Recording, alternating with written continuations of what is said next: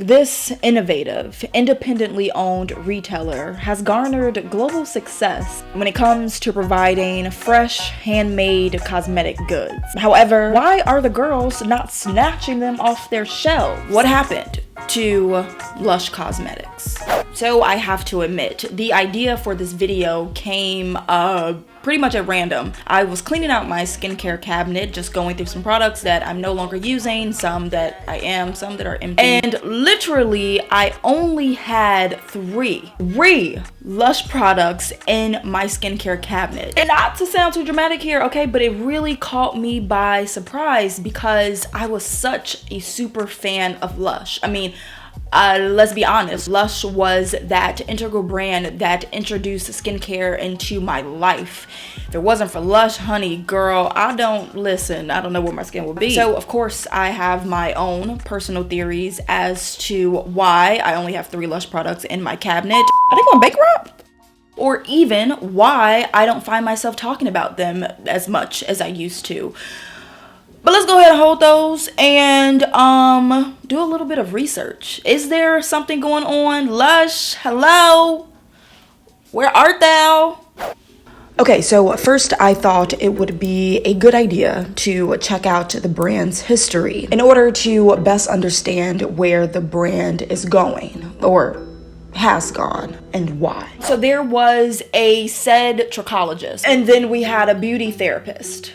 They met and discovered that they both share the same ethics and love for birthing a natural, cruelty-free beauty brand, which will then become the mega house that we know today as Lush Cosmetics. But, it's always a but. Lush Cosmetics wasn't the first girl in the room with the beautifully colored catalogs and the bath bombs. No. First, Mark and Liz founded a company, Cosmetics to Go, or basically Lush before it actually became Lush. Unfortunately, however, girl, okay, as quickly as CTG dominated the market, after 6 short years, CTG had no more coins in the bank and yeah, girl, they gone ahead and went bankrupt. However, if it wasn't for this L the CTG had to take for the entire team, Lush Cosmetics wouldn't have come to exist. So now we have the arrival of Lush. While founded in Poole, the very first shop opened in Vancouver, Canada. I actually don't think I knew that.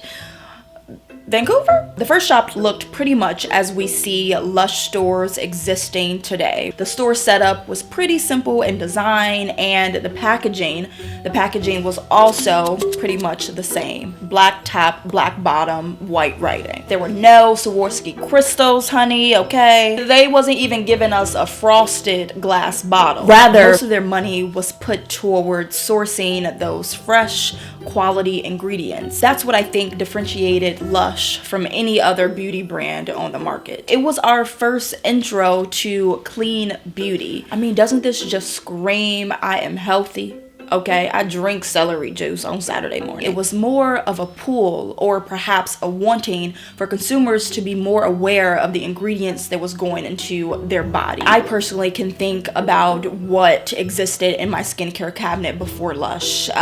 Pretty much nothing. Maybe some glitter scrubs from Claire's. Claire's definitely around that time. And maybe even an Elizabeth Arden moisturizer, which I have no idea why I even had because, I mean, I was what, 12?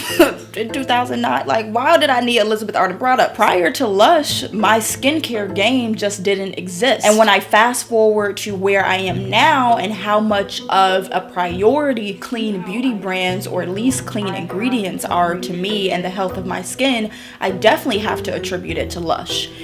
And so do all these other little coat brands out here, but I ain't gonna say nothing though.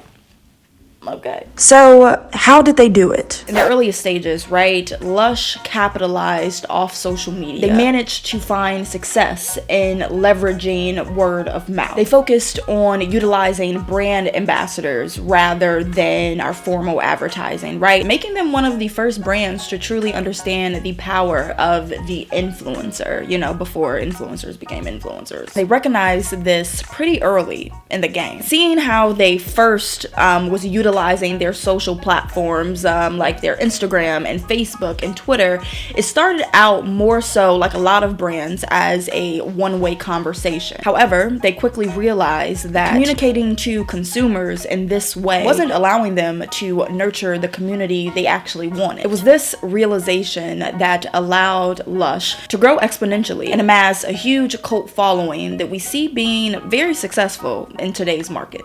The question of the hour still exists. What the heck happened? How about we start with their social media pages? Do they still exist? But before we really dive in, I think it's important to note here that Lush Cosmetics, right, is a global company. So we have Lush that sits up here at their global headquarters. But underneath here, there are several vertical channels or markets that Lush functions or exist in, right? So we have Lush USA, but we can also have Lush UK, and there could be a difference in how each market is performing. So if you find yourself watching this video and you're based in the UK and you're thinking, oh, I find myself talking about Lush all the time, and so does my friends, and so is my social media feed, that could very well be true, because simply all markets kind of perform differently. It still looks like Lush has all of their social medias live. Checking out their Instagram, they have a total of 4.5 million followers. That's pretty high. They're definitely active on their account as far as the frequency of their posting. Something was posted 21 hours ago, something else a day ago. Probably 1 to 3 posts a day type of thing going. As far as their engagement, their engagement is looking a bit low, I would say. I mean, how many comments? This post has 68 comments with 9,000 likes. This post has 34 comments with 6,000 likes. Let's take a look at some of their video content. Let's see if I can find a video. They don't really post that many, but I am on their Instagram. And also what I do know, because look, I did my research. With Lush, I feel like they garnered way more success with their video content on their Facebook page. But I'm just gonna see, okay? We're just gonna see. Here's a video. Let me not cheat then. Let me try to find, like, you know, one of those Lush videos that I know should perform well. To be honest though, guys, there's not a lot of video content on their Instagram feed, but 100% I think it makes a lot of sense. Their video content just doesn't perform as well on this social platform, and I think that's really, really smart of the brand. They know their audience, they understand how to best leverage their brand on said platform, and don't waste any time in between.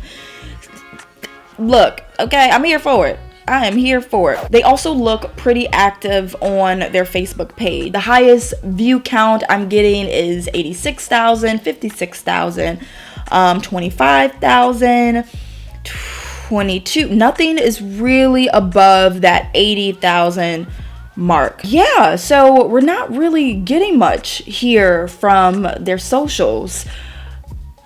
Are they going bankrupt? Is Lush Cosmetics going bankrupt? Oh, what is this? Lush abandons social media. Will ethical cosmetics brand Lush set a new standard on social? Wait a minute, maybe this explains. So here's this article from business2community.com. They are reporting that Lush has decided that it's going to stop using third-party paid advertising from now on, and instead is going to focus on its owned media. Okay, what does that look like though, tangibly? Basically, owned media is your media, and it definitely has many clear benefits for a brand. The most obvious is that a brand is allowed to create the actual platform that they use themselves. Essentially, it will allow Lush UK to have complete control and freedom over their social medias. If we're seeing this strategy being implemented in a huge market like Lush UK, I wouldn't doubt that as a global company, they will try to start integrating this strategy through all of their markets. Makes this whole thing even more interesting. Okay, one more thing that we must check out. Let's go ahead and see some numbers. Let's look at some revenue reporting over the last year. The retail and digital sales reached 550 million in 2017, which was a 25% increase from 2016. However, this report was slower than their 4-year average of a 36% growth. So while there is still a positive growth rate in their sales, this rate isn't as high as it's been in their last 4 years of reporting, which is interesting. To conclude, I actually feel pretty conflicted. I thought we had a pretty solid explanation regarding their social media performance. However, now checking out the reports of their revenue growth in both digital and retail sales, I really don't know what's happening with Lush. Are we seeing a plummet? Will their growth rate continue to increase with an already projected profit dent? It's a pretty tough market, and as we continue seeing more brands starting to enter into the cult clean beauty space, I don't know where that will put Lush Cosmetics. Can more than one powerhouse cult brand exist at the same time? Can you belong to two cults?